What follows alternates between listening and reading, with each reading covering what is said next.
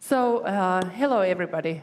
Warm welcome to this kick-off event of the HEP 5 conference. This Helsinki hub on emotions, populism and polarization has been going on since 2019 practically, and our first conference was organized then, already before the pandemic. And then we have been running several projects, and actually the whole research group is based on several externally funded projects. CO3 that is organizing this event and co-organizing the conference is one of them. My name is Emilia Palonen, and I'm an associate professor in political science here at the University of Helsinki. And I'm one of the leaders of this project, currently doing this job. But this is Anna Björk, with whom we have been planning it, and we are co-leading it currently. So Anna is from Demos Helsinki, which is a think tank here in Helsinki. And we were planning this project on the social contract as we saw the Horizon call just 2.5 years ago. And you came to me and you were suggesting that why don't we apply for this? And I was like, why not? Why not? What is social contract anyway? And I was like, why were you wanting to apply for this project, Anna, in the first place? All right, thank you, and hello also on my behalf. So first of all, I think one of the first reactions when myself and also our colleague Claudia Wiesner, professor from Fulda in Germany, who is also a part of this consortium, one of the first thoughts was that we were a bit surprised to see the topic of the social contracts among the kind of the research themes to be funded, not because we would have thought that it's kind of somehow obsolete or non-existent, but just because it seemed that it hadn't been one of the kind of like the most talked about topics in the first place. And the more we talked about it, the more we realized that this would be potentially a very useful framing for kind of maybe translating some of the thematics that we had already been working on, so citizenship, democracy from different angles, also the European Union within this social contract framing. Yeah, so this is part of an overall set of calls on democracy. So how does it then link with democracy? Well, turns out links in all kinds of ways. And we will hear about this more as the panel starts to talk about the different angles. But I think when we started drafting the call with Emilia and Claudia and having the kind of overall frame of what is going on in our liberal democracies or in our democratic polities these days, and then thinking about the challenges that are so often associated with the contemporary debates on how political systems work, and then kind of looking at reframing or kind of looking at that through the social contract frame started to feel more and more meaningful also in the contemporary context. Your own research has focused on several things recently. In the think tank, you've been working on, of course, digital side of the society, but originally you were very much interested in citizenship. So, what's the linkage there? Well, considering that social contracts very much we can, again, we'll go deeper into the ways that social contracts can be interpreted, but in principle, you can think about it as something which defines the relationship between, for example, the demos and the state. And of course, citizens or citizenship as a key category for democratic participation or agency there kind of keeps popping up from different angles. And actually, to be honest, I've been kind of trying to also engage in this social contract debates from other angles than citizenship, but I kind of feel like I'm gravitating towards it yet again, towards many of the things that I've been researching in the past through the theories and concepts of citizenship now seem kind of different, but also bear further resonance through this social contract concept. Yeah, so this project now has been going on for a year. We have just had a meeting of the CO3 consortium. We have several countries involved, and we work across Europe and also in Istanbul. So from Portugal to Turkey and also Ukraine to Sweden or something like this. So in this space. But now I was wondering if you could highlight some things that we have been doing in this project. Yeah, so we started the work by looking at the theoretical and historical legacies of the social contract, so from the political theory, political philosophy side of things, and then also kind of slightly looking into our empirical cases already from the historical perspectives. And we are now very close to completing this first phase of our research and moving towards the more empirical research phases with all the 11 country cases now starting to roll. And on that note, actually, this is also now very much linked to the conference that is going to be ongoing.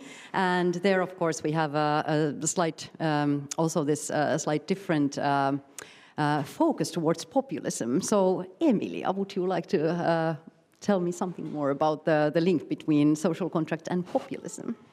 Yeah, well, I was also really wondering about the connection to populism, like, well, social contract, well, I suppose this would be somehow relevant when we think about populism. After all, you mentioned Demos. It's not only that it's her institute, the Demos Helsinki, but that's in like us, the people, being kind of a basic conceptualization of populism from my perspective that draws on Ernesto Laclau's work. And then also the idea that we would be somehow needing to have enough legitimacy for whatever democratic rule we have in order to see that the voice of the people is heard in democratic practices. And also, like, the idea of continuous construction of the social contract is linked back to this theme that we are always needing to sort of ask for legitimacy of rule, instead of seeing it as a one-off event, that now we have this democracy and let's see how it would be. We would have this one system and then we just follow the procedure. Like this, my background with Ernesto Laclau and Chantal Mousse' work is emphasizing radical democracy. And that means that we would be always needing to rethink this and think about improving the processual perspective of democracy and talk about inclusion and exclusion. And I think for me, the social contract has been primarily a heuristic that makes visible who are included and who are excluded in these processes. So it's very much similar to this radical democratic reading of populism. And if you think about this more still fine-tuning towards the thematic of polarization, how would you describe that? Well, polarization, I have been theorizing as something where there are like two communities that co-constitute each other. So it's possible that these two communities would also have differing perspectives on the social contract. Maybe there are actually like two different social contracts operating and contesting each other in a situation of polarization where there's a strong animosity between the two camps. And through that animosity, they are actually like constituting what they are. And making sure that the other doesn't get into power would be the way in which they are like legitimately considering that their rule is legitimate. And it's kind of a negative understanding of democracy and also your own possibilities of acting, because it's only premised on the idea that those are not in power. So then that also means that they don't have to be explaining to the people why they themselves should be in power or what they are doing. And this is what I see quite often as a problem, especially in the case that I've been studying the most, the case of Hungary, where this political polarization emerged already before Viktor Orbán got to power in 2010. And my next book will be talking about this, coming up in June. So what do we have then? We have been talking about implicit and explicit concepts of the social contract in this project. So, yes, we have. So, so as I said, we've been looking at the phase one. We've been looking at the social contract theory, and we've been talking about the way this concept may or may appear in different discourses, also contemporarily. So I don't have a great question to kind of how are social contracts being talked about in different sceneries yet. But of course, often, like beyond the academic discourses, we often see more talk about social contracts through some idea like citizenship or democracy or something else, so more implicitly. But of course, we also have those examples about the more explicit conceptualization of social contracts, which we also try to look at here, right? Yeah, some examples of this implicit and explicit uses of the social contract in politics. We are both Finnish, and we've been following Finnish politics for quite some years. Also me, having come back here a while back. But like the moment when the social contract was discussed the most in recent history in Finland was when we had this center-right government in power of Juha Sipilä, and he was explicitly after the elections, this is very interesting, like after the elections, saying that now we have to be renewing our social contract, let's have a new social contract. And that didn't really go down well. I mean, he wasn't very successful with this claim and demand. And it reminded me a little bit what Orbán did in Hungary then in 2010, that like just like a day before the election, he says, we're going to have a revolution in the polls, and then now let's have a new kind of social contract. Is it explicit or implicit? I'm not sure. But currently we also have a government that is like in power and wants to do very similar reforms that Juha Sipilä's government previously was engaging in, has been very much changing like the funding structures of civil society, for instance, cutting down funding from certain kinds of organizations, cultural magazines and NGOs, etc. And this is a very interesting thing to take place in Finland, which is, as one of the Nordic countries, very much the civil society is organized around these kinds of institutions historically. So to cut funding from them is like an attempt to renew the social contract as based also on the welfare state. And now the claim is that we cannot quite afford the type of welfare state that we have been having in Finland. Yes, indeed. So these are some of the examples we've been having in Finland and in this project context lately. But then maybe if we return, take a couple of steps back and go towards the more theoretical and historical questions still, and also now turn to our wonderful panelists and to the first of them, Nathanael Golin-Jäger, who's part of the CO3 consortium and also a political philosopher from the American University of Paris.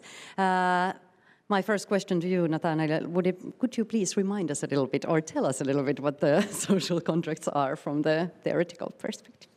Yes, thank you, and good evening, everybody. So they are like the main way social contracts were conceptualized originally. So it has a long history, started at least in the 16th century with Baudin and others, and then Thomas Hobbes' Leviathan is probably the first systematic exposition of the theory. Started as a normative theory in order to evaluate and assess what social rules are legitimate. So it's a theory of the legitimacy of social arrangement and social rules. And in order to do so, and this is true for Hobbes, for Locke, for Rousseau, and for later theorists of social contract theories, probably the most well-known are John Rawls, James Buchanan, David Gauthier, and others in the 20th century. In order to do so, to evaluate the legitimacy, we have to use devices that normalize the interests and preferences of agents in order to know what counterfactually, so in hypothetical situation, these agents would agree on as justified arrangements. So for classical social contract theorists, it's the use of the state of nature. What would people in the state of nature agree on in terms of social rules? Would political power be ever legitimate? And for later social contract theorists, especially after Rawls, is the use of the original position with veil of ignorance. We don't know where we will be in the society, and so we have to ensure that social arrangements are just, and the justice of the social arrangements, we can derive from this justice the legitimacy of the rules of the game. So that the normative theory of social contract is really focused on the issue of legitimacy. And that's, I think, the main history from the political philosophy perspective. And then we have a lot of debates on what is the good procedures, how should we normalize the preferences and interests of individuals, what are the scope of social contracts, started with a strict theory of legitimacy. Then we have discourse about justice. This is slightly broader in terms of scope. So that would be like the main political philosophy theory of social contract. But the other way of thinking about social contract is in terms of practices as well. And this is something that was well put by Carol Petman and Charles Mills, for instance, in their work in the 80s and 90s. The fact that social contracts are not only theories, hypothetic theories of normative, to justify the normativity of the rules of the game, but also social practices, and that contracts, they require the sustained agreement of the people within the society in order to be stable.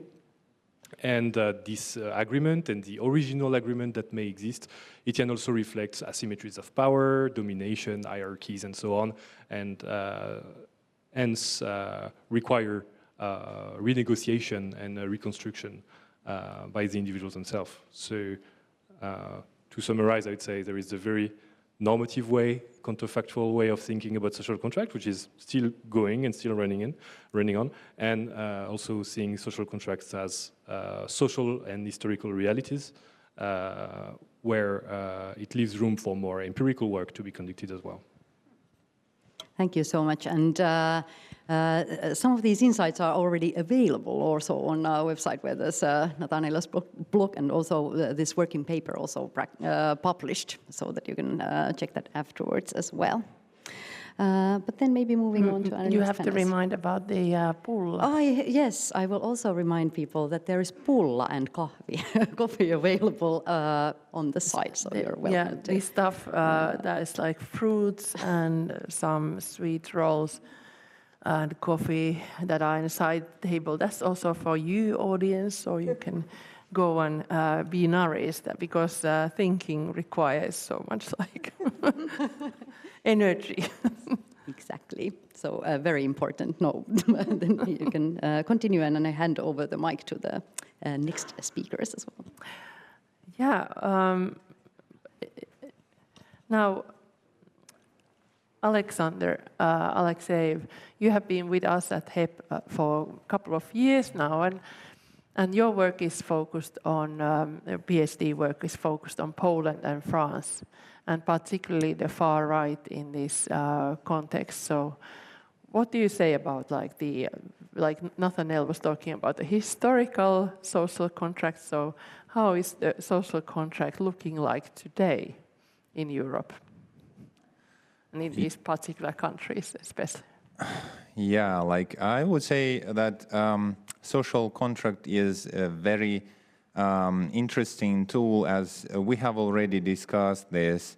It's been useful to kind of analyze who is included and who is excluded from the society. So how resources are being allocated, what areas are prioritized, and what does it mean to be Finnish, Polish, French, European, etc.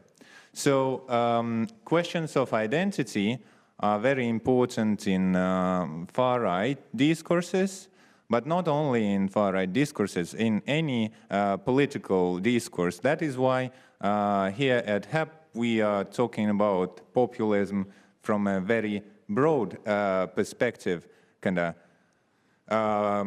talking about basic political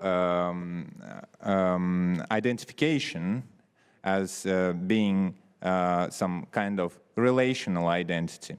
But when we look at the empirical material now, when we look at current politics in Europe in particular, we can see that there is a rise on the right, and the whole political spectrum has been moving rightwards. So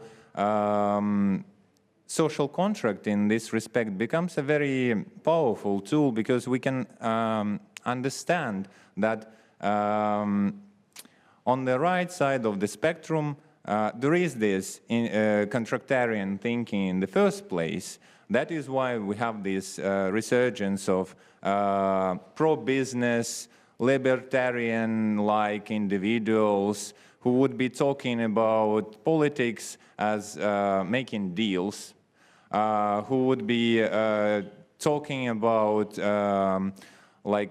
society as a corporation and cutting costs to make a society / the corporation, the state, more efficient in a way. On the far right end of the right-wing right side of the spectrum, it is even, in some cases, it is even compounded by the desire to actively exclude certain groups of population. And we can see that this way of thinking starts to dominate politics in one way or another, because like left-wingers, center-left, they have to, they adopt this language, and they have to answer these debates. They have to participate in the general discussion. So all in all, we would be all talking about immigration, we would be all talking about defense, whether we want it or not, because these are salient topics, and right-wing parties across Europe are very skillfully kind of instrumentalizing these topics to promote their narratives, promote their visions of the world. My experience of researching France, French politics, and Poland, Polish politics, would suggest that, you know, it's more or less salient for all the contexts. We can find it like in Western Europe, just like in Eastern Europe. There are obviously divergences, but the core is very much the same. That is why in the European election, and here at the consortium, we did a big study on the European election. We were gathering data on it. We could see how important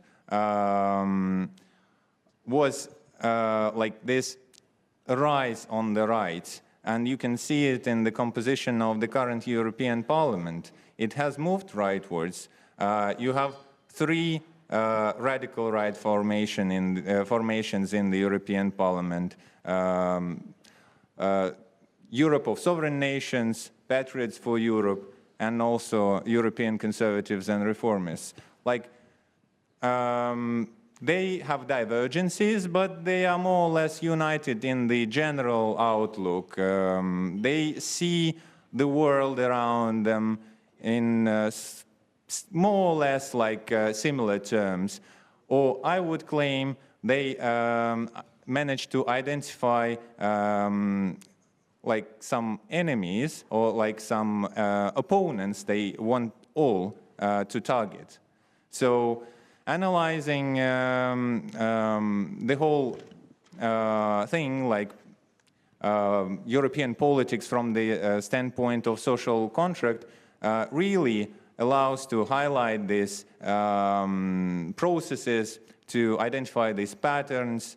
So despite the fact that social contract has been with us for quite some time, it remains a very relevant tool for analysis, as a very relevant heuristic device, as we also say in HEP. Thanks, Alex. We also have with us Antonia Ruiz from the University of Pablo de Olavide in Sevilla. And she's representing here another Horizon consortium. The other colleagues here, here are from the CO3.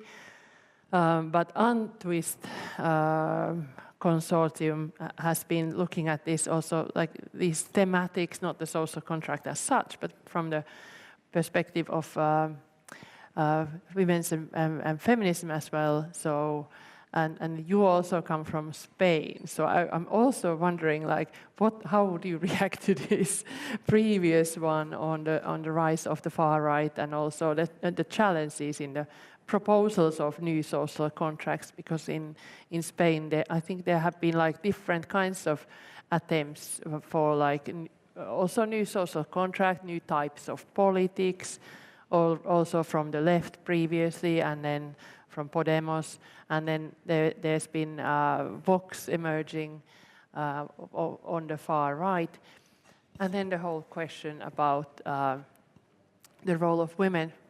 So where would you start disentangling this one? Okay, difficult questions, but first of all, thank you for the invitation and having me here.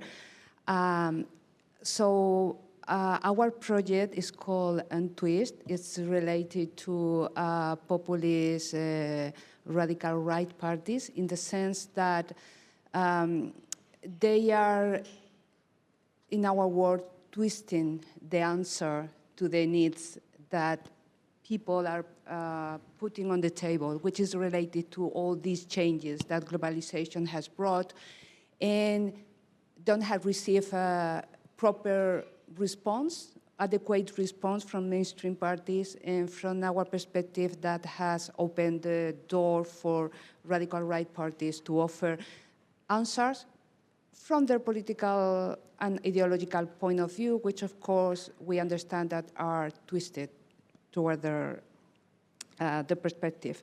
So talking about my understanding of social contract, I would say that the added value of our project is that we think that a gender is a cleavage, most of the time forgotten in this social contract, but a key component of social contract is the division of labor. The division of labor have a clear gender dimension. Many times it's not discussed because, as our colleague has told before, it's so legitimate that there is no need for discussing it. It's assumed as such. But I think, okay, there are other scholars who would agree with that we should treat that as a cleavage, the same as we treat social class or the rural-urban cleavage or other cleavages, because it's transversal to how we organize our life, who is included and excluded, and how we organize our life, what is legitimate and what is not legitimate. So Spain, it's been a very interesting case, kind of laboratory, because at the same time with a few, I think maybe less than 1 year, we have seen the emergence of a radical right-left populist parties and a radical right-wing populist parties with two very different proposals on how to organize society, including the role of women and how they should participate in society. I think that maybe I should not spend time explaining the difference, because I think we all already know what the right-wing populist parties' ideology on the proper role of women are, and also for the radical left. But if you have any question later, we can talk about that. Only to mention a conclusion. I mean, we are in the middle of the project, but one of the conclusions that we already have is that due to the process of globalization, you may be familiar with this concept of losers of globalization and winners of globalization. The evidence that we have gathered concerning gender, but also some other scholars who has produced some data, is that it's not true that right-wing populist parties represent the needs and demands of losers of globalization better than other parties, but it is true that mainstream parties are not representing those needs either. So in that sense, I think that we can bring that to the social contract and say that we are in a time of changing society where there is a part of the weaker citizens who are excluded of the social contract. And radical right is trying to build it from one perspective, as you mentioned before, and the other parties from another perspective. But for now, none of them is really covering their needs and demands. Yeah, it's quite interesting actually if you think about it, that the emergence of populism has been also a response maybe to the taking for grantedness of this democracy and the system and the representation and the functioning of the representation, and the non-inclusion has been has been brought up as an issue by all types of populist parties. So then some people have been arguing that populism needs a crisis to also be emerging, or it articulates a crisis if there is not one, and then starts to work with this dichotomous perspective of society. So it's fascinating how you would have like these two types of attempts from different sides to argue this, and also new parties emerging still in Spain. But now I'm moving on to Pinar, who wants to talk about the polycrisis.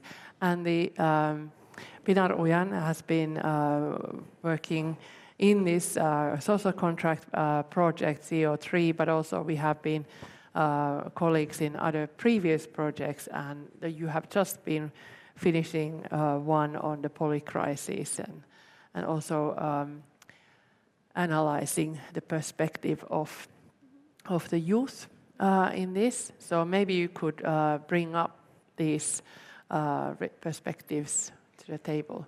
Great to be here again. This is our fourth time actually, so we feel like we're also hosting the newcomers. You were the keynotes with Emre for the first one. Actually, I really think that it is very important for all of us right now to think what we are facing and living through. Actually, globally, we are living in times of crisis. It's sometimes called polycrisis or overlapping crises, multiple crises, whatever you name it. But actually, since after COVID-19, like what we have been experiencing, democracy in crisis, energy crisis, wars, leading to natural and unnatural disasters, leading to migration and different movements. And not only that, of course, there's a big challenge to the existence of the world, climate crisis, and we don't really know which effects one, or maybe we're knowing, but partially. And this requires a lot of multidisciplinary, transdisciplinary studies in order to understand its effect on our social contract, our political system, but in general, I mean, this is something which we need a much more cosmopolitan point of view, but we're all stuck in our own, let's say, country or Europe or whatever we draw the boundaries. But we know that right now, maybe more than ever, we need to think beyond the boundaries. So it's for me a very I'm really grateful to have the chance to discuss all these with you, because one way or the other, we are stuck in our time and space boundaries. So spatio-temporality is what we are, as human beings, are experiencing. But we're in such a place or time right now that we need to also think in terms of take a distance and to analyze what's been going on. So yes, we just recently finished one project on child well-being and also working on NEET, youngsters who are neither in education nor in employment. So what we are trying to understand is what they've been experiencing through this poly-crisis, those especially trying to imagine their future, but with the existing uncertainties, it's really hard. So we need to also think when we're discussing the social contract for children and especially for youngsters, we are also feeling uneasy about uncertainties, but for them that's even further difficult. So maybe just a question that we can later on discuss, like we ask their utopias, they imagine like what will be their best, let's say, social contract or ideal. I think it's also one of an important idea, the utopia. In political theory, we are trying to also to have our students to discuss this. But what we noticed, interestingly, that it is very hard for them to imagine, or to imagine something that is different than the existing limitations.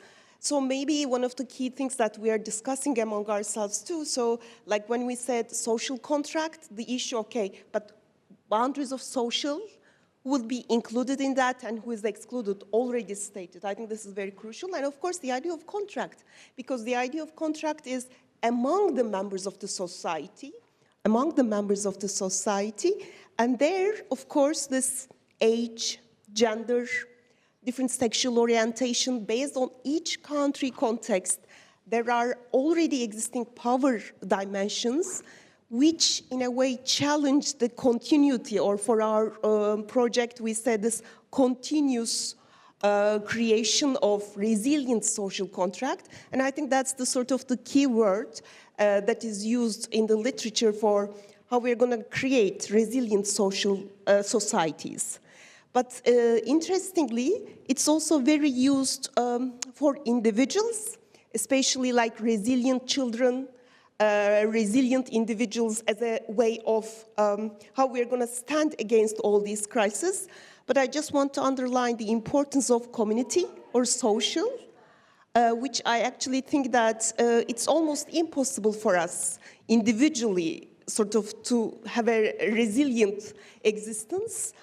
We need to develop ways of hearing the other, but it is very hard with the term as we have populism and polarization.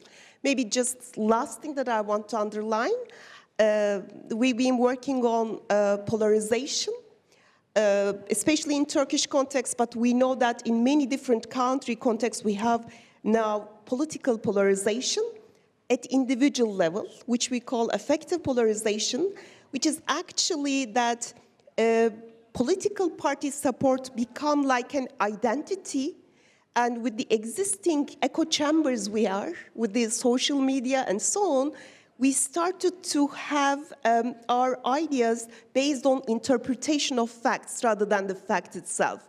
So it's very hard to overcome populism or polarization, but we have to develop ways sort of to stand against it in order to cooperate to overcome the crisis we are facing. So it's a kind of a very, very interesting times that how to provide an area, space for all of us to sort of to look a way of reflecting our own selves, whether we are also polarizing, whether we're also expecting or using the language or discourse of politics. So that requires a questioning of ourselves. Final thing that I will say is most of the time when we conduct in-depth interviews or focus groups, usually people say that others are polarizing. So it's not them, but the others. So that is a sort of a key for all of us sort of to look at the mirror and ask ourselves whether we also contribute to that kind of reproduction of polarization. Thank you. Thanks a lot. Now we have a lot of untwisting and crisis creation and this resilience and continuity. Also Nathaniel's paper would be, and his work is about, but now I'm giving this to Emre Eronen, who is also from the Bilgi University in Istanbul. And I was wondering, how do you translate this back to, for instance, the discussions that we have in social media and the discussions that of like emergent populism, like more. Okay, thank you. As a part of social contract of our consortium, I'm not allowed to talk about theoretical issues because I'm a behavioral political scientist. I'm interested in beliefs, opinions, emotions of humans and non-humans. That's why generally they are discussing theoretical issues, and I'm talking about practical issues. Yeah, before moving forward, I want to remind you about Acemoğlu's work, who underlined the importance of institutions as a determinant of development, competitiveness, etc. But before Acemoğlu, some other people were also interested in institutions such as Douglas North and Oliver Williamson. And all these scholars were underlining the importance of institutions as human innovations. I believe that is something important. According to them, people developed some institutions to solve some practical problems. This is something important. That's why it is related to what I will say at the end of my small speech. All theoretical discussions, they have to be concluded with some practical implications. And they have to answer, they have to solve some practical questions, then I will list some of them. I personally believe that these discussions about social contracts must be multi-layered. There are different layers of actors. Individuals, states, this is what we know. States, this is international law. States, international institutions, this is something else. And international institutions and international institutions. And now we have vertical discussions. There are cross-cutting social contracts with the individuals and supranational institutions, for example, in the case of food, which I will relate to. That's why we need to consider all these multi-layered structure of social contract discussion. Yeah. And we talked about all these inclusiveness, and we need to remember that a new social contract has to consider humans, non-humans, and less humans. This is something important. Inclusiveness doesn't stop with only human beings. We need to consider perhaps next generations or other beings we are sharing. And as I said, all these social contract discussions must solve some problems. Now, let's think about what kind of problems do we have, then I will relate with this social media stuff. We have very practical questions. When we started to this project, for me, the most important problem was thinking about the world after pandemic, because pandemic challenged what we know, ask some questions about the legitimacy of international institutions, ask some questions about our solidarity, humanity, etc., etc. But we have some other questions. First, we are living in a world after Trump. It's a new world. It's a challenge. This is first time after 1945. This is first time we are facing that kind of challenge. Secondly, we have, for example, in Turkey, we have a very simple question. What's happening in Syria? Syria, they are trying to reconstruct their own state. They are trying to reconstruct their social contract. What kind of social contract will be best for them? What kind of constitution? As a scholar of comparative politics, I don't know any successful constitution-making process. During the 1960s, people were thinking that Cyprus constitution was perfect. We know what happened in Cyprus. In 2000s, some scholars from UCSD, they were thinking that Iraqi constitution was perfect. And we have no idea about. But we cannot talk about them, but we can try to empathize with them. What kind of social contract would we ask? This is something important because in Turkey we have 3.5 million Syrians. After the regime change, our government allowed people to go back. Only 56,000 Syrians went back. In Turkey, they are not citizens. They don't have voting rights. Their rights are very limited because of some international restrictions, etc., etc. They are excluded, discriminated, but they didn't go back.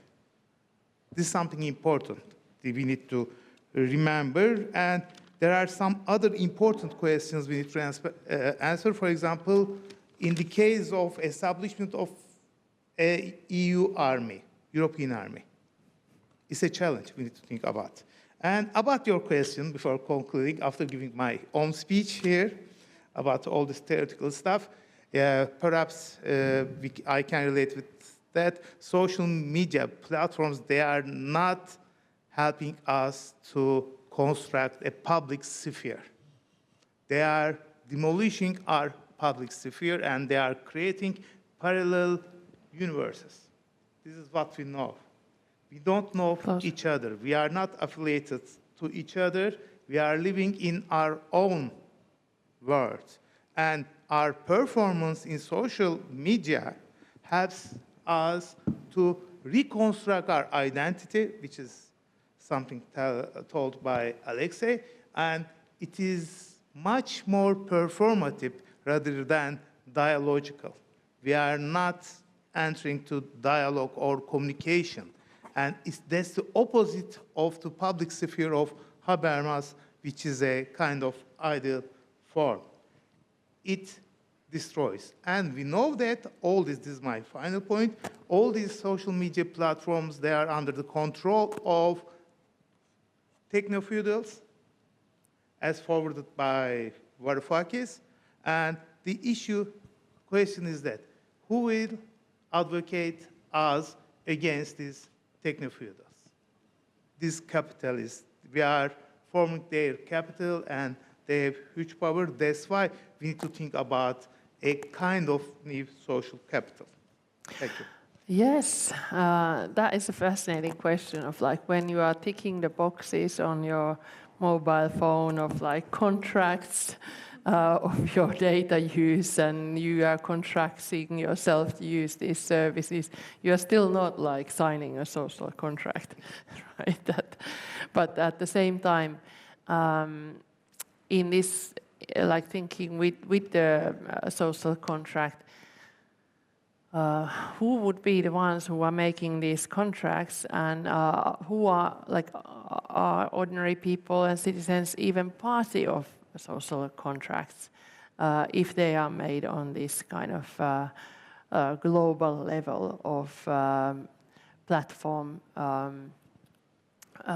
global platforms of social media, for instance, and some political leaders who are working with them.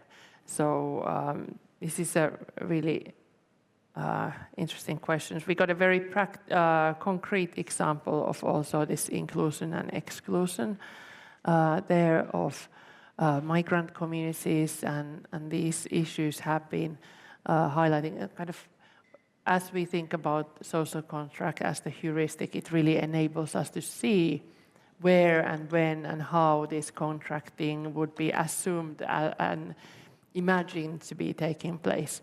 What I was quite worried about this, what you have been telling us about, Pinara, that this imagining is very difficult for the youth. And I think this even like political imagining and imagining of like political community and how things could be otherwise, and then that you are engaging in like political processes to change things for the better. I don't know how that would be, how we would be getting to this imagining. And maybe in Spain, as there have been like more active populist parties, this kind of like alternatives have been voiced. But does it also then bring backlash of like, yeah, but let's not change anything, and that we already have the existing social contract? And Alex's point was like very much on the sort of more social conservative side, and that these are the social contract bases. And Nathaniel, let's go back to you, and what would you say from as like the philosopher in here about these cases? Well, how is social contracting going these days, so to say? That would be a very tough question. I'd start coming back in time as well.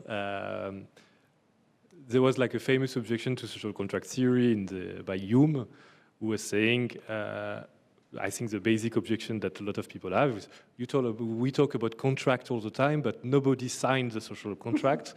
In a way, it's true, social contracts are never signed, never explicitly agreed upon. And they are, you mentioned, for instance, when we tick the box of agreement on a real contract or on internet and so on, we have explicit agreement. But when it comes to the fundamental rules that we have to follow in society and the fundamental agreements that we do not have explicit agreement.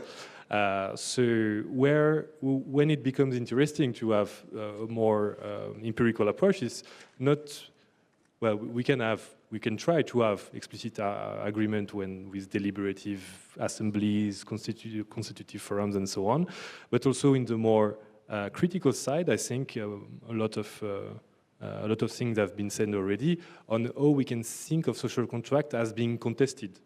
And so there would be, for instance, the rise of polarization in society.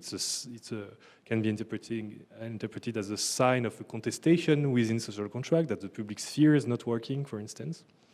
There can be the rise of right-wing populism, or some form of populism overall that can go in the same direction, challenging some fundamental agreements, such as who got a right to participate or not. The question of inclusion and exclusion, for instance, we try to redistribute the cards of who gets a membership or not, and of course the questions of the questions as well of internal contestation. Social contract can be contested from the inside by people who think that their interests are not being heard, which was the case for civil rights movements, women's movement, and so on. And so every contestation is not necessarily negative.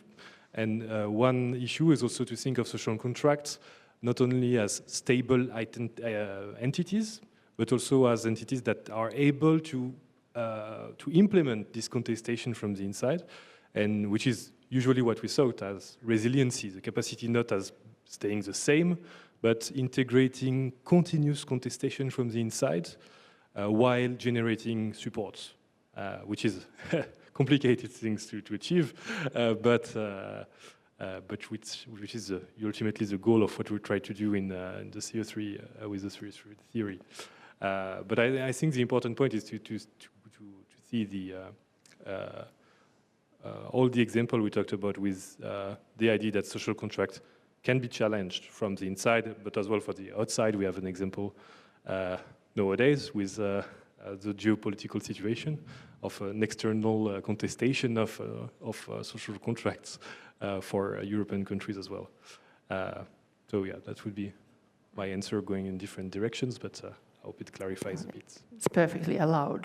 so very good. And I saw, Alex, you got like a little bit motivated when Emre was talking about the social media, and you mentioned this wonderful study that we have been undertaking in 10 countries in Europe, EU member states, with 30 researchers covering each like 2 profiles, one of them far right, one center left, and one center right profile for the synthetic ones. And we have been really engaging with this data and also reading each other's data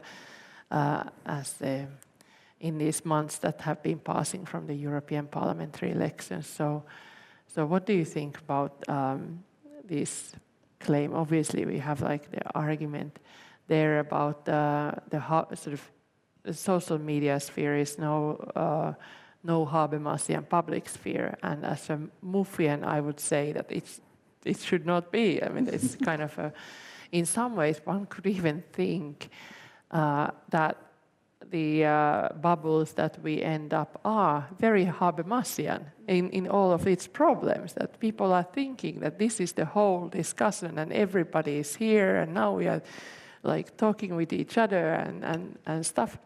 And now, like, why are there some people in society who would be disagreeing with us because we are so consensual in our bubble? So we have been working with this like platforms of TikTok and Instagram and this audiovisual communication. What would you say now based on this research about the social contract and this claim, and also like the techno elites have been mentioned?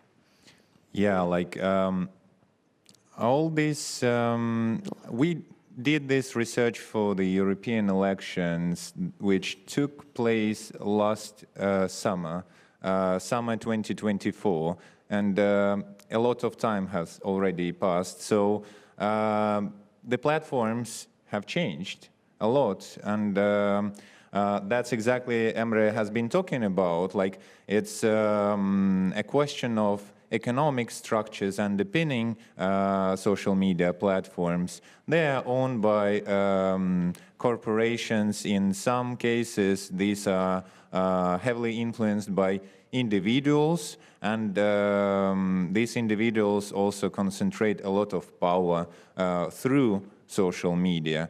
So in a way, algorithms which cater content to individual users, they are being shaped not only by the interests of individuals themselves, but also by the profit-oriented commercial models which any like a business entity would be based upon. So we cannot really talk about like social media as places of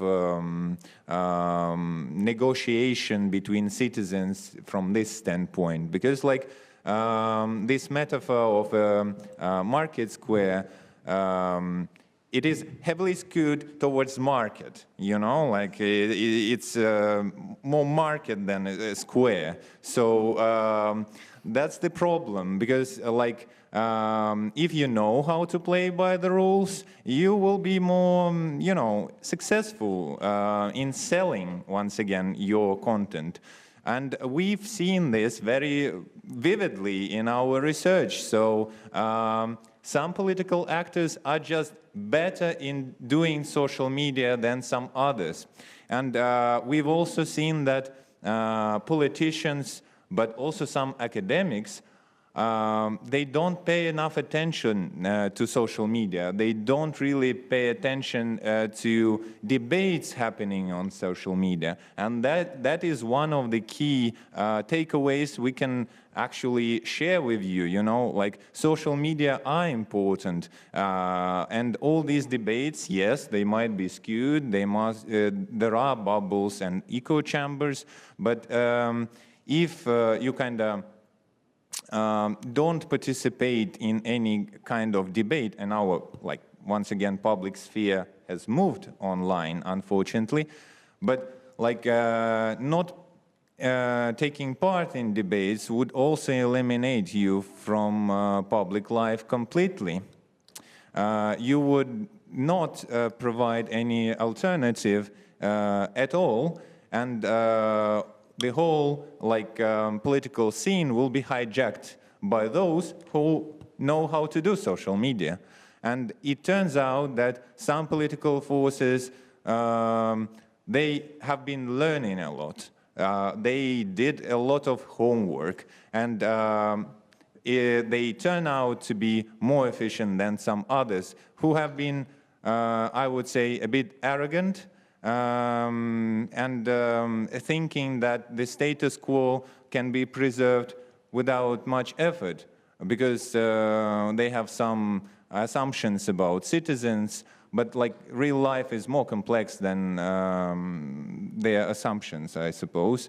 So people can vote not only like as rational agents, but also like they, you know, have emotions, they have passions, and social media are about emotions, are about affect. And here at HEP, we've been also studying affect a lot. So, I mean, if you don't pay enough attention to that, you will not build a coherent argument like on this rational level, but you would not also be able to capture attention well enough to kind of emotionally engage your viewer, because we are now talking about age of audio-visual platforms where messages have to be concise, precise, like, I don't know, 30 seconds max. So it really matters what you say and what you do in these 30 seconds. All right, Antonia, do you want to comment on this? Maybe also from the perspective of Spain, I was thinking there were some politicians who made it to the European Parliament without any social media account from Spain, that, as far as we knew. And at the same time, there are some parties that have been quite successful in using the new forms of social media.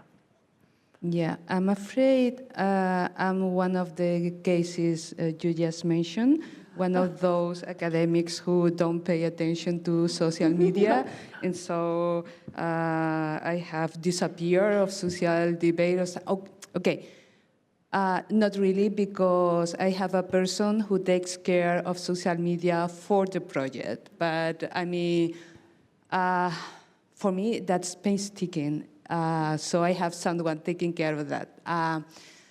It's like having a teenager at home. Sorry? It's like having a teenager at home who would be like checking social media for you. This is what I do myself. Yeah. So probably you're right, but maybe I'm already too old to jump into that that car. I don't know.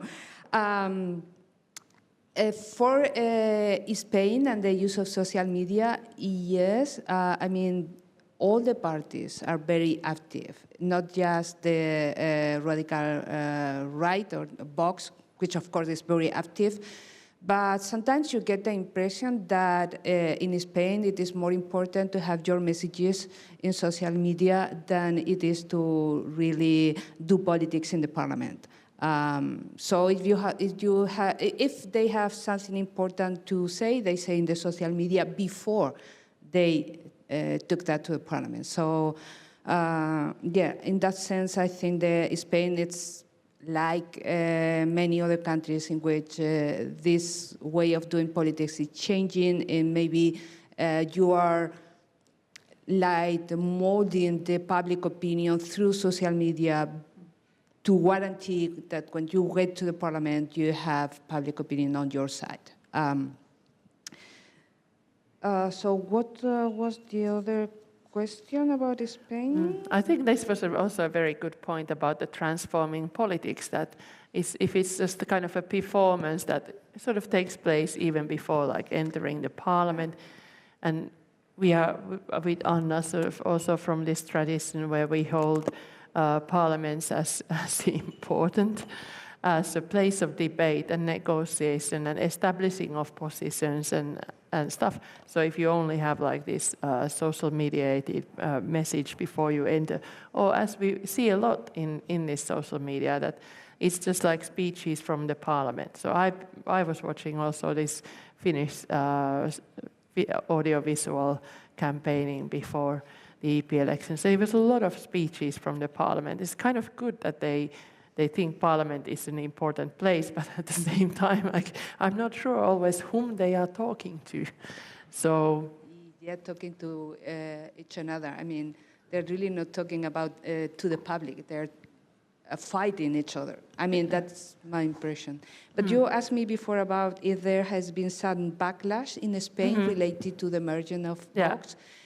And so, as you know, or maybe some of you don't know, but we have a multi-level government in Spain. It means that we have strong regional government, which have many competences, and we have Vox in office in many of those regional governments. And yes, there has been some backlash related, I mean, mainly to reproductive rights of women. So, for example, in Castilla-La Mancha, they try to, before a woman could have an abortion, have then to hear the heart beating of the baby before they will allow by a doctor to have an abortion. And that was stopped by the national government. Somehow they were able to do that because they have that competence. But in many cases, they have, for example, when they have arrived to the regional governments, either remove or not or retire financial support for all the units dealing with women's rights, either battering of women or equal rights or reproductive rights or anything. So you don't see that at the national government because we have a leftist government, but you can see some backlash at the regional government where Vox is in office. And how is it related to crisis? And it's like, for instance, the pandemic. Did it have the pandemic? Was it somehow related to these developments in Spain, do you think? Do you mean for the emergence of Vox? Yeah.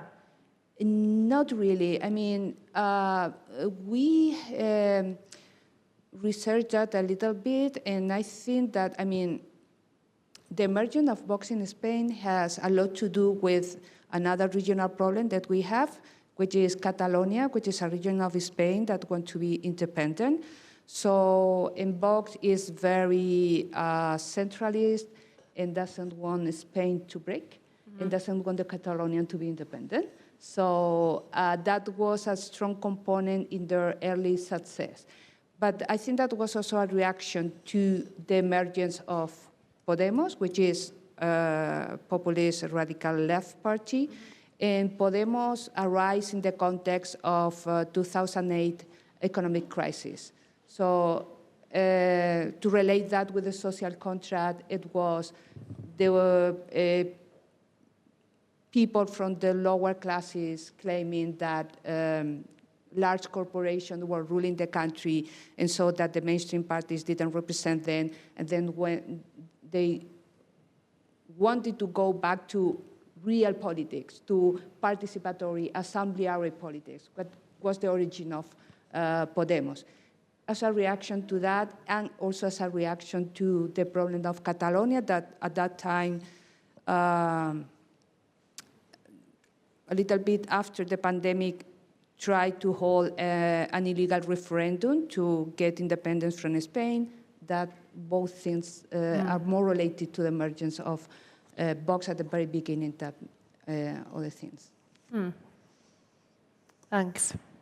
Yeah, I think that's quite interesting. I mean, in Turkey, you have had like these long traditions of different types of populism, and AKP and Erdogan got into power a while back. And how is it currently then in?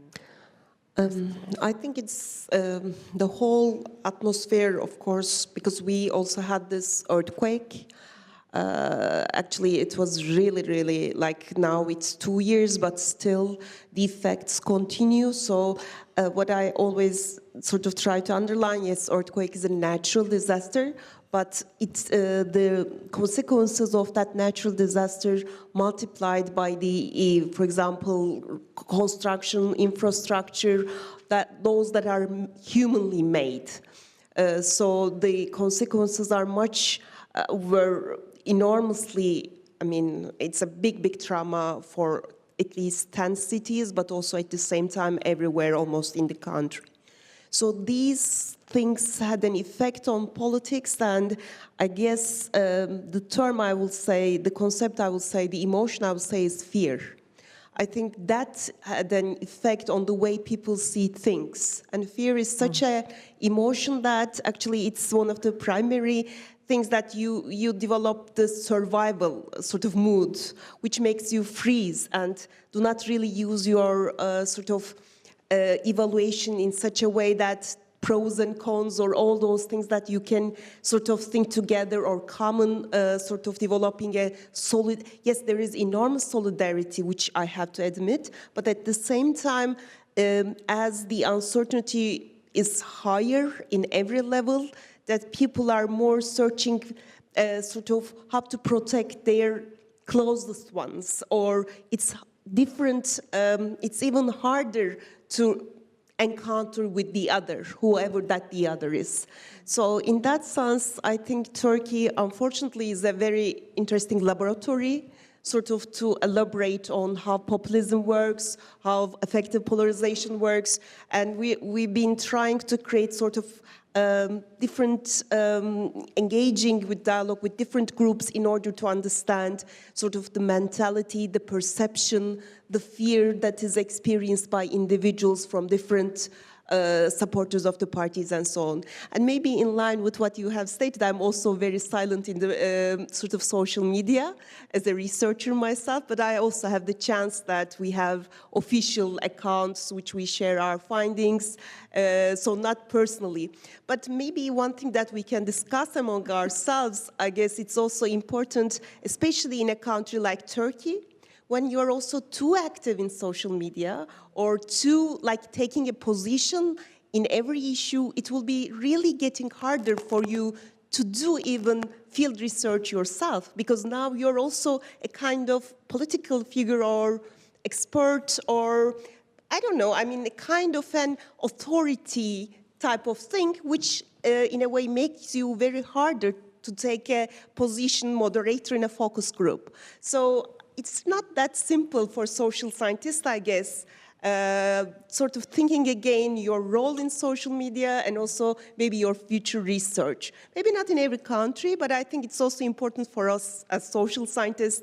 I mean, to what extent we want to be a kind of a persona there if we want to continue doing field research in the field, where whatever you say or whatever image you have there, kind of creating, even if you don't take a position on certain issues, your even existence as a woman or as a man or whatever you are underlying. So it's a really interesting times, I guess, and I think it's also important. So I'm also like using the availability of like official accounts for sharing our research rather than like being active. But I think this is also a big question for all of us, like how to conduct, like, or how to continue doing field research with the existing sort of system of, let's say, crisis and also ongoing events that are taking place, because it's also getting harder and harder to stay a kind of partiality, if ever possible, but a position that you can continue to hear other voices. Maybe that will be my say. But I think one maybe final note, usually the sphere leads to many different groups to find a scapegoat. And I think this is also another dimension which we need to keep in our minds. Like in a position where you have crisis, in a position where you are always every day facing the issue of survival, then you need someone or some group to blame. And that can be a political party, or that can be a group of people which you find yourself distant, social distance in terms of, or morally claiming that you are morally superior. So I think that's very, very important for all of us, because you want to find someone to blame, and fear and sort of this is always on the table when we are conducting research. I'll just stop there. Thanks, Pinar. I think there were a lot of things. Of course, now we are launching an academic conference, and then we are communicating these results of the conference. Also on social media, HEP has several channels, in Instagram and LinkedIn, Facebook, etc. I think something that this recent events with Trump's election and the start of his governance in the White House has made us like more and more aware of these problematics with social media, and that how we and our data are actually just some resources for some techno-feudal elites, as you were discussing them, Emre. And I mean, I'm definitely no longer in X. I don't think I have deleted my account, but maybe I should have. But I know that like a lot of the news coverage in Finland still comes directly from X, and this person said this and this thing in X. Why are we using these channels to legitimate the power of these people and the platforms, and basically urging each other to go there and see that? And from that perspective of our current public sphere in Finland, it's really difficult for politicians not to be on X, even if maybe they wouldn't want to be there. Maybe they would be preferring other platforms. And then I've read how apparently other platforms are much more boring for the journalists, so that's why they don't go there. But so, Emre, I know you have been very active on Twitter, and I know also that academic Twitter and some of these academic social medias can be enormously helpful for facilitating this discussion, and even like meeting people between disciplinary backgrounds and approaches, etc. And it can be very, very much an empowering and positive force. Young researchers have been able to get their perspectives heard from this just in the academia, and that is of course quite sad to lose, if we were to lose that in the giving up process of social media that seems to be happening. So what do you think now, Emre? Yeah, it's strange because I'm very active in X, and unfortunately I'm satisfied with X. It may be a problem for that. Yeah, I personally believe that the algorithm is better now. The issue is that, we need to think about the structure of these different platforms. Perhaps we need to think about the concept of liquidity. Yeah, the most difficult one is TikTok. TikTok is very liquid, very rapid, responsive, reactive. You cannot control it, and it's almost impossible to manipulate it. You cannot manipulate it. You can try it, but because it flies. That's the problem. That's why we worked on political videos of Turkish politicians. Their TikTok videos, they were very bad. It's not easy to control. What is the opposite of TikTok when we think about this liquidity? Facebook. Facebook is very rigid, very controlled. You can send any message you want. No one spoils you. It's not easy to spoil it. It's rigid. And for example, X or Twitter is between these two poles. Is closer to TikTok, but it's not so chaotic. It's something important because when I studied American elections, many Democrats accused TikTok. And they said that, okay, people spread out misinformation. It should be disinformation by this. They spread out disinformation by using these tools. But we know that the worst channel of information is WhatsApp. People are distributing conspiracy theories, disinformation, everything without moderation, not TikTok. The real problem was WhatsApp, not TikTok. Another issue is that when we look at what happened last week in Germany, people think that, okay, AfD became very successful because they used TikTok. No. Other parties try to rely on Facebook because Facebook still is the most popular social media environment in Germany. That's the problem. Then all these people, all these conventional politicians, they invested on Facebook. They thought that they can manipulate people, they can convince people. They failed. If they would be able to use TikTok, they will be more successful. Generally, when we speak about all these alternative social media platforms, we are using TikTok as a scapegoat because we think that it's a Chinese company. It steals our data and it sends it to Chinese authoritarian government. But Facebook also steals our data. For example, all these very famous artificial intelligence platforms, they have been trained on stolen data. We know it. Facebook stole archive.org. They took over all this data. And Facebook is collecting hundreds of data information from our cell phones. They are listening us now. We are allowing them to listen us. Who is more dangerous, TikTok or Facebook? And as I said, WhatsApp is the real problem, not Telegram. But the founder of the Telegram is in the jail now, not Mark Zuckerberg. That's the problem. That's why we need a new kind of social contract. But when we are thinking about all this social media stuff, we need to think about their consequences.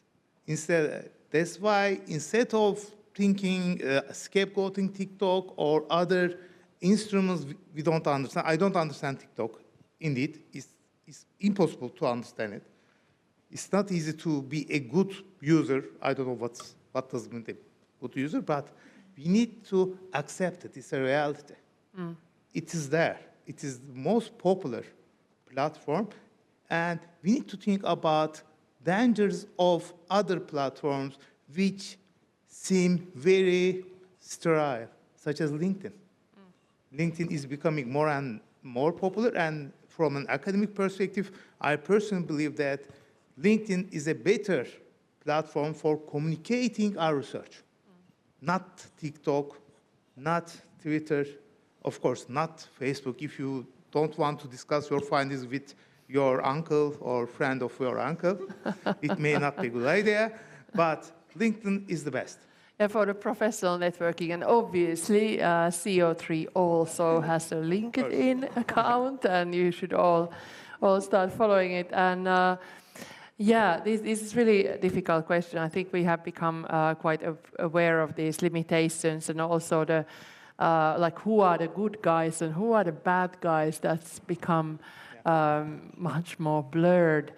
in international politics. But in some ways, in populism research, we have always known that there is like this ambiguity, like the populism's relationship with democracy has always been somehow Janu's face. So we can consider this. And in our research, in EP elections, of course, TikTok was the most sort of easiest platform to train to give us political content. I'm not always sure, like, should we get political content or should we get cat videos? Like, what is worse for, like the human brain or something like this? But of course, if you only get it like from one orientation, then there's like the risk of manipulation also with like evidence that is not there. That's why somehow we have also we have a responsibility to somehow communicate our research, and that is one of the very difficult ones, and that's why, I mean, this video is going to be available on YouTube, and is being streamed currently. But I still, I wanted to ask if the audience has any questions, go ahead. Thank you. I know everyone wants to go like have a coffee, but I'm going to take just one second. So when I look at social contracts, populism, and in social media, I think it's like the problem for me personally to understand is that social contracts is more about the social. So it's about things being sedimented, being normative, being usual. We do it today, we do it tomorrow. We always accept it. It's a contract. Populism and social media is totally on the opposite. It's just changing. Like you look at every European country for the last maybe 2 decades, and it's like, look at, for example, Spain. Demos, Vox, you had different things, and that's actually also a characteristic of social media. Like the problem with social media and new technologies is like you can't even have this moment of attention. Like the goal is to be continuously disrupted. Like I feel personally very disrupted, not only by social media, but also by populism, like all these changes. So that's the problem as I see it. So when you have a social media or like a technology, like if you go, for example, to philosophies of technology, like for example, Bernard Stiegler or Gilbert Simondon, like the idea is that when we have a technical object at the beginning, we have a crisis. But then we end up having this moment of individuation, so the technical object becomes part of me. So I can use it. It becomes part of me because I take time. It takes time to be part of me, so I feel okay at some moment. And then I get another technical object, and it keeps going on. But then between one technical object and the other, I have time for attention. I can test it and make modifications. But the problem with the social media and populism is that, well, you have every 4 years something new. When I was younger, I had Facebook, and Facebook was the most amazing thing in the world. And then, wow, there's Instagram. Now, before actually there was something like, okay, like there were many platforms, but then you had Instagram, and we thought, well, this is the end of history. Instagram, nothing is gonna be better. And then you have TikTok. And so there's always this moment of change, and that kind of becomes itself a problem.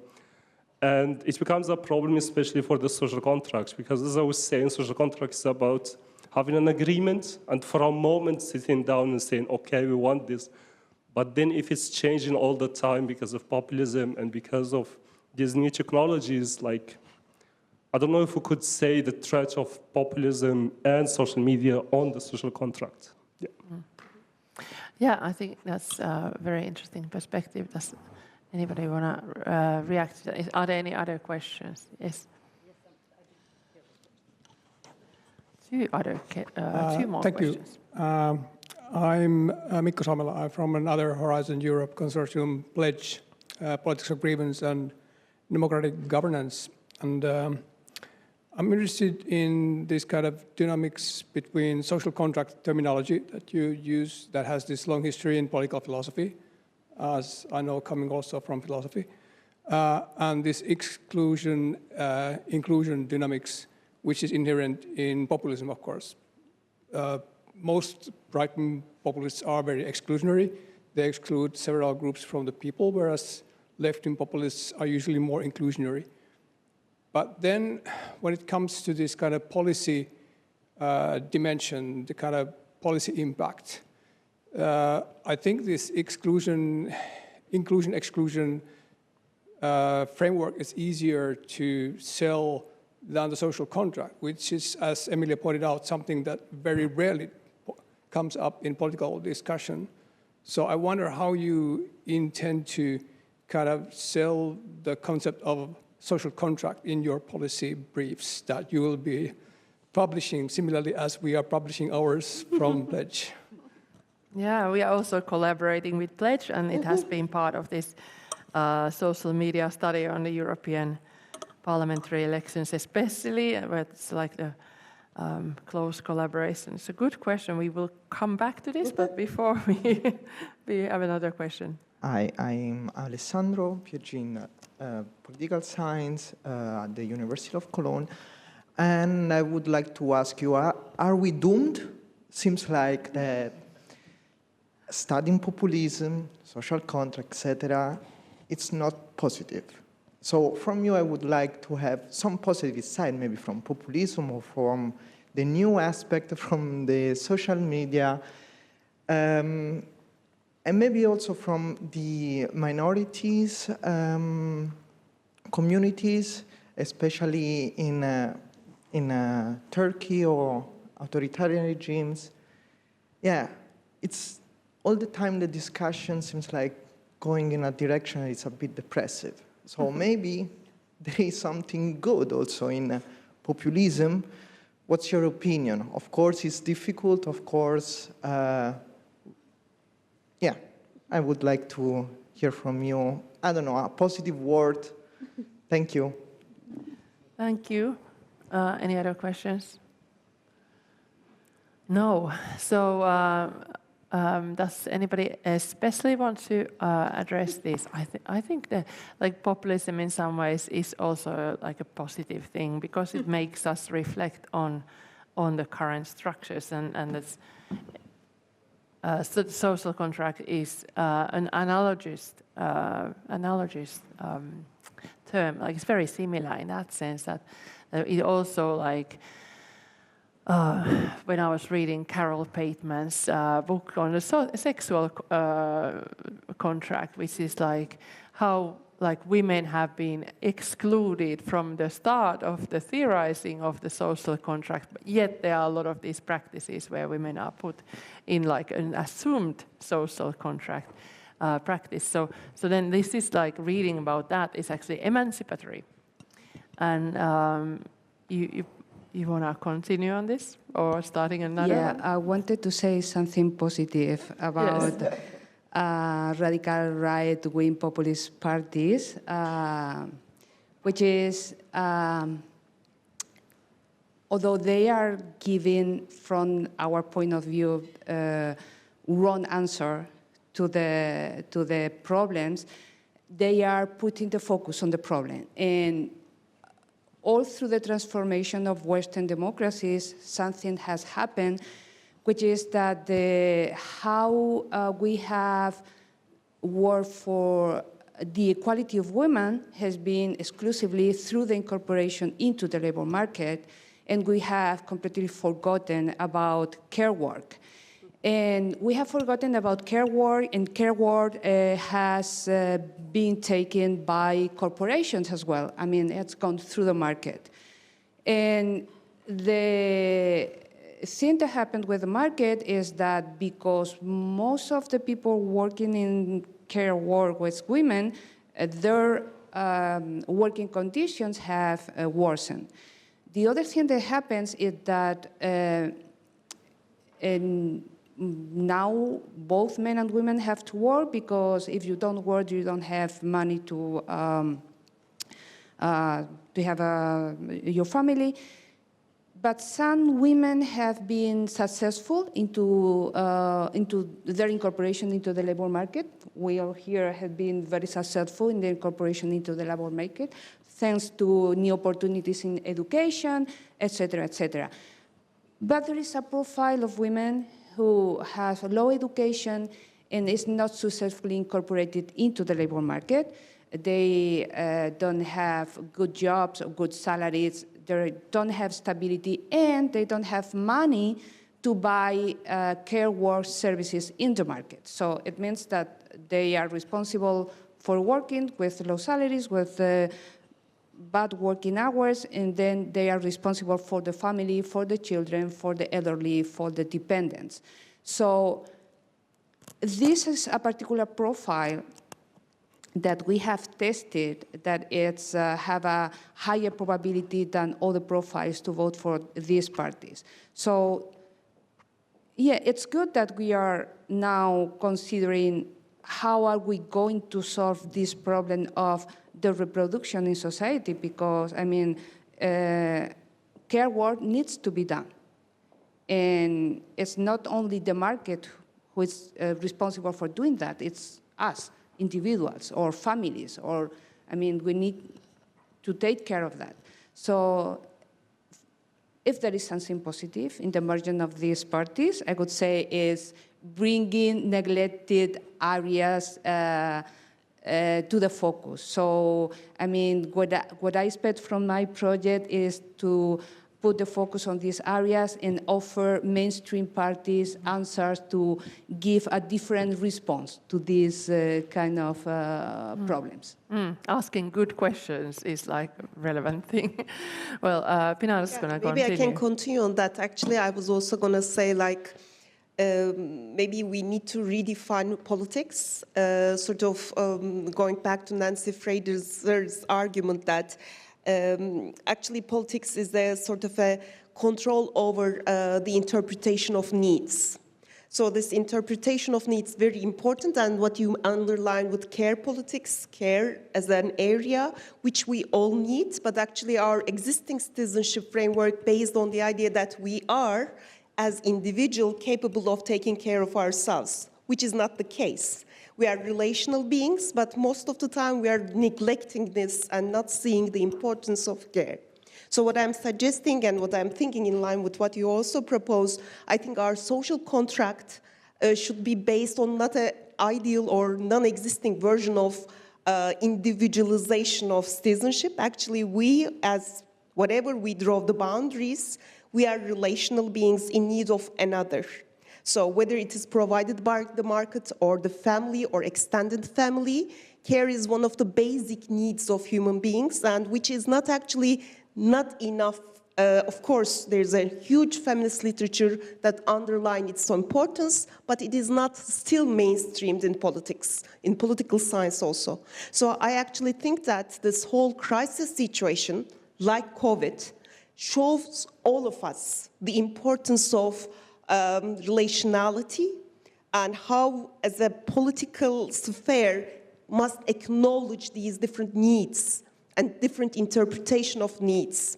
So I believe there is something positive on this, which is not, of course, I mean, we are sort of trying to continue and redefine what we understand, because in the actual politics that is taking place most of the time is not seeing these hidden needs of our existence. So care is such an area. So in that sense, when we think about inclusion, we also need to think of those, let's say, different needs of different groups. So for policy brief and everything that is related to social contract, I think it's very important, as Natalia already mentioned, this sort of the idea of wheel of ignorance, thinking that, I mean, all these advantages that exist in different time and space limited societies, so who are actually excluded from this perspective. And what we use as a term is, of course, intersectional vulnerabilities that exist in the society should be on the table when we're thinking or rethinking continuous construction of social contract. I don't know if it's something positive, but I think we are facing all these again and again every day. And I really think that it's not just like big politics, but everyday practices that changes the existence. So even right now, that what we are thinking together in this locality, so not just like big letters politics, but everyday politics is, if there will be a change that will emerge probably out of that. Thank you. Yes. I'm a pro-populist, that's why I will say something good. Yeah, the issue is that we need to take populism as a kind of feedback, as forwarded by Margaret Canavan in 1979. It's a feedback. We need to learn. The most important characteristic of human beings is imitation. We are imitating. When we see something beautiful, successful, we are imitating and replicating it. The issue is that the current establishment denies the reality. They are denying, and by humiliating populists, etc., they are relying on their moral superiority. They are justifying their behaviors, their actions, by using this argument. One day they will realize that the sea is over. They need to replicate what's happening in the field. They need to find new ways of communication. And for example, lastly, in the case of Turkey, in the last elections, a group of politicians, they tried to restore parliamentary system. They failed. Okay, apparently we are a little bit over time now. And just to finish off, and thank you for all these questions. We have been discussing the questions of like NATO, eco-social contract, over-touristification, etc. A lot of these very practical questions, Mikko, that we will be coming back to in the next discussions. I'm just going to thank you all collectively now, and also Anna and the audience for your time here. I hope to see you soon again, and actually on Friday in this space for the keynote of Marina Prentuli. Thank you.